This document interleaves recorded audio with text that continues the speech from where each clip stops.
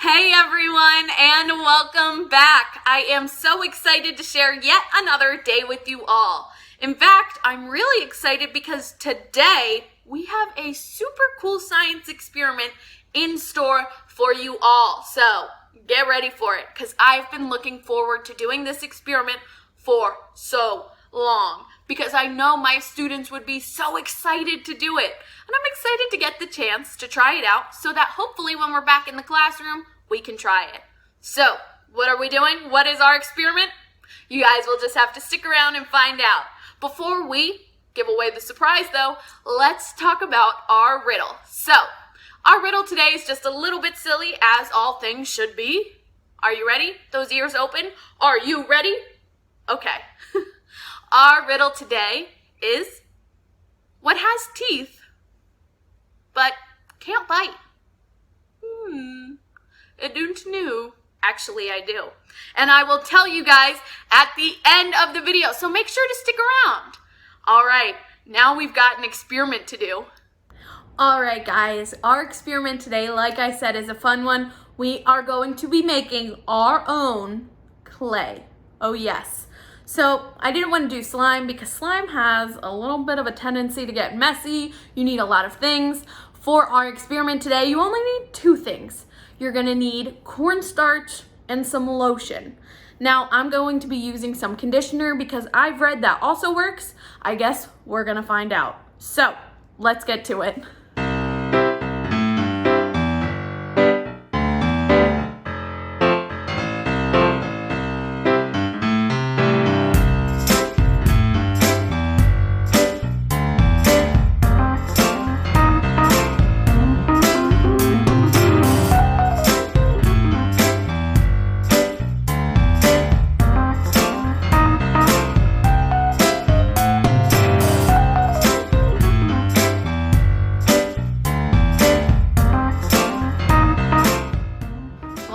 So as you can see, I've got my cornstarch in there.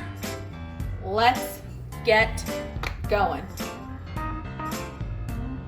I put a whole bunch of conditioner in there, and now I'm gonna mix it. Woo! It's messy, so make sure, as you can see, I've got this down to catch any of the extra.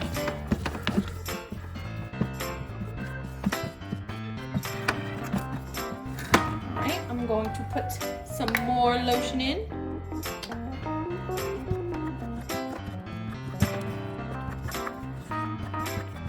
All right, as you guys can see, it's starting to stick together a little bit more. That's a good sign. It means I need to add just a little bit more. We want it to be so that it's all kind of in one group. It's all sticking together in one unit.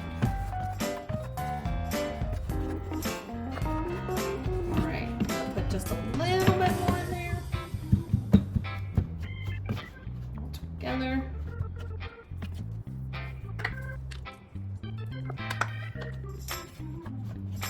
All right, there we go.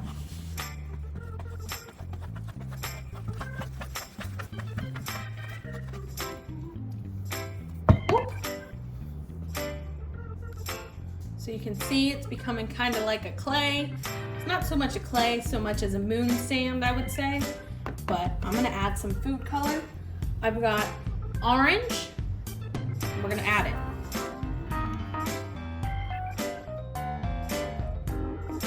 All right.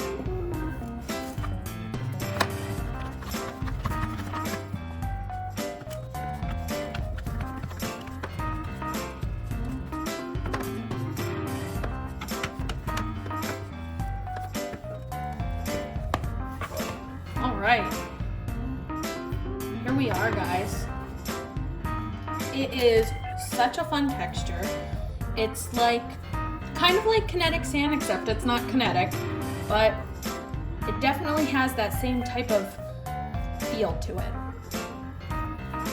Doesn't stick too much, so I'd say that's a success. I hope you guys enjoyed this, and I hope you try it at home. All right, guys, I am back at my normal station, and look what I've got with me. I have got our clay. Although I do want to say I wouldn't call it clay, because look at it. It's not really moving and grooving, and it doesn't feel like clay normally would. It's more of like a Play-Doh-y kind of, I don't want to say slime because it's not slimy, but it's kind of like, it's more malleable. It's squishier like that. So I would say this was a success. I think this is really cool, and I've got some ideas for what we can do with this type of experiment in the future. So get excited, guys. I really recommend it. The conditioner worked perfectly and smells really good. So it doesn't smell like just like regular old hand lotion. It smells like nice conditioner, which is one of my favorite smells. So I hope you guys enjoy it. I hope you guys try this at home because it is so stinking cool. And now it's time for our positive action. Today, our positive action or positive tip of the day is focusing on what is happening up here. Yep, we are talking about thoughts. So, why are thoughts just so important?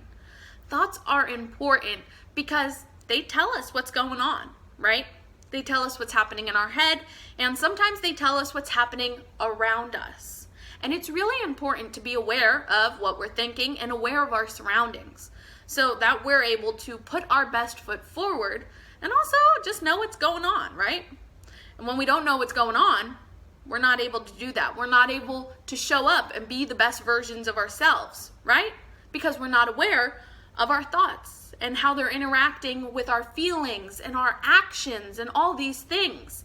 Because, spoiler alert, our thoughts influence us a lot. A lot. I honestly couldn't say a lot enough. Why is that? Well, because what happens in our brain tells our body what to do. And when we have thoughts, say we have a really angry thought. I know we've all been in a situation where we've gotten really worked up and really upset about something. And we've probably had some not so great thoughts, right? That has resulted in us maybe doing something that we wouldn't normally do or say something a little hurtful that we wouldn't normally say, right? That is an example of our thoughts taking control, right? Coming out on top of what we would normally do.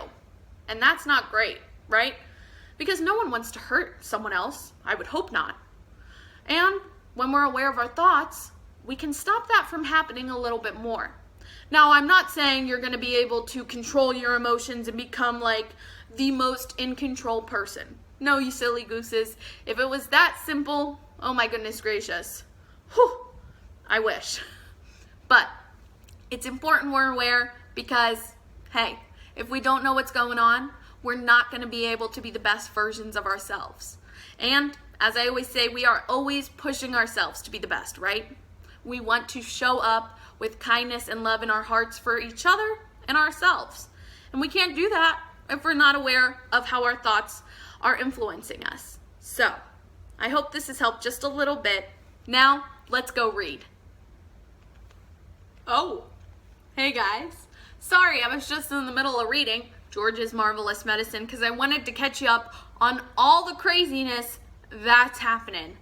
Because if you guys missed it, whew, there's a lot to talk about. So make sure you go check it out. But let's talk about what recently just happened.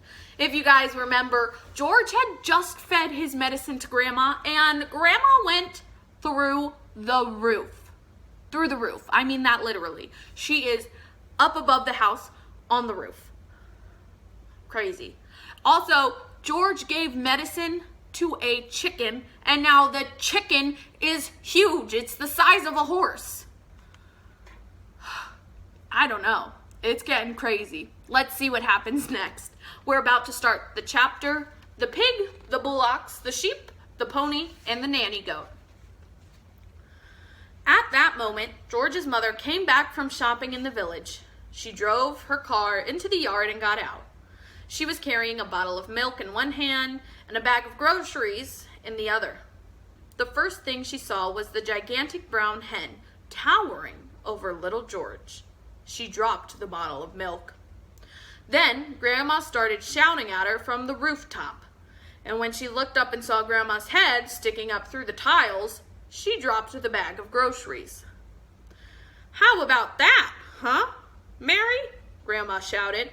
I'll bet you've never seen a hen as big as that. That's George's giant hen, that is. But, stammered George's mother. It's George's magic medicine, Grandma shouted. We've both had it, the hen and I. But how in the world did you get on the roof? Cried the mother. I did it, cackled the old woman. My feet are still standing in the living room. This was too much for George's mother to understand, so she just goggled and gasped. She looked as though she was going to faint. A second later, George's father appeared. His name was Mr. Crilly Cranky. Mr. Cranky was a small man with bandy legs and a huge head. He was a kind father to George, but he was not an easy person to live with because even the smallest thing got him worked up and excited. The hen standing in the yard was certainly not a small thing, and when Mr. Cranky saw it, he started jumping about as though something was burning his feet. Great heavens, he cried, waving his arms. What is this? What's happened? Where did it come from? It's a giant hen. Who did this? I did, George said. Look at me, Grandma shouted from the rooftop. Never mind the hen, what about me? Mr. Cranky looked up and saw Grandma. Shut up, Grandma, he said. It didn't seem to surprise him that the old girl was sticking up through the roof. It was the hen that excited him. He had never seen anything like it. But who had? It's fantastic, Mr. Cranky shouted, dancing all around. It's colossal. It's gigantic. It's tremendous. It's a miracle. How did you do it, George? George started telling his father about the magic medicine. While he was doing this, the big hen sat down in the middle of the yard and went cluck, cluck, cluck, cluck, cluck, cluck, cluck. Everyone stared at it. When it stood up again, there was a brown egg lying there. The egg was the size of a football. That egg would make scrambled eggs for 20 people, Mr. Cranky said. George, Mr. Cranky shouted, how much of this medicine have you got? Lots, George said. There's a big saucepan in the kitchen, and the bottle here is nearly full. Come with me, Mr. Cranky yelled, grabbing George by the arm. Bring the medicine. For years and years, I've been trying to breed bigger and bigger animals. Bigger bulls for beef, bigger pigs for pork, bigger sheep for mutton. They went to the piggies first. George gave a spoonful of medicine to the pig. The pig blew smoke from its nose and jumped all over the place. Then it grew and grew. And in the end, it looked like this. So you guys can check it out. This is the pig. This is the chicken. I'll give you guys a better look. Craziness. Giant animals? No, that is scary. They went to the herd of fine black bullocks that Mr. Cranky was trying to fatten for the market. George gave them some medicine, and this is what happened. Then the sheep. Some more pictures. Crazy, crazy, crazy. Big animals. How are they going to keep them under control if the animals are so big? Oh my gosh, he's giving it to more animals. He gave some to his gray pony, Jack Frost, and finally, just for fun, he gave some to Alma, the nanny goat. Oh my gosh. Can you guys believe this? They're giving all the animals the medicine. Oh my gosh. There's the giant goat. All right, next chapter, a crane for Grandma. Grandma, from high up on the rooftop, could see everything that was going on, and she didn't like what she saw. She wanted to be the center of attention, and nobody was taking the slightest notice of her. George and Mr. Cranky were running around getting excited about the enormous animals. Miss Cranky was washing up in the kitchen, and Grandma was all alone on the rooftop. Hey you, she yelled. George, get me a cup of tea this minute, you idle little beast. Don't listen to the old goat, Mr. Cranky said. She's stuck where she is, and a good thing too. But we can't leave her up there, Dad, George said. What if it rains? "George," Grandma yelled. "Oh, you horrible little boy. You disgusting little worm. Fetch me a cup of tea at once, you slice of cake." "We'll have to get her out, Dad," George said. "She won't give us any peace if we don't." Miss Cranky came outside and agreed with George. "She's my own mother," she said. "She's a pain in my neck," Mr. Cranky said. "I don't care," Miss Cranky said. "I'm not leaving my own mother sticking up on the roof for the rest of her life." So, in the end, Mr. Cranky telephoned a crane company and asked them to send their biggest crane out to the house at once. The crane arrived an hour later and was on wheels. There were 2 men inside. The crane men climbed up on the roof and put ropes under Grandma's arms. Then she was lifted right up through the roof. In a way, the medicine had done Grandma good. It had not made her any less grumpy or bad-tempered, but it seemed to have cured all her aches and pains, and she was suddenly as frisky as a ferret. All right, that is where we will leave it off for today. I will show you guys these last 2 pictures. That is Grandma getting pulled out of the roof. This story, I'm telling you, it just keeps getting crazier and crazier. So make sure you tune in to our next video to see what happens in all this madness. But now that we've finished our book, it is time for us to talk about our riddle. So, who remembers what our riddle was? Our riddle was a silly one. What has teeth but doesn't bite? Did you figure it out? Did you crack the case? The answer is a comb. Get it?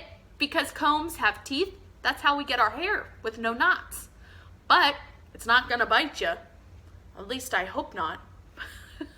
Anyways, I'm so happy that you guys joined me, and I'm excited to see you guys tomorrow. Thank you guys so much for watching. Bye!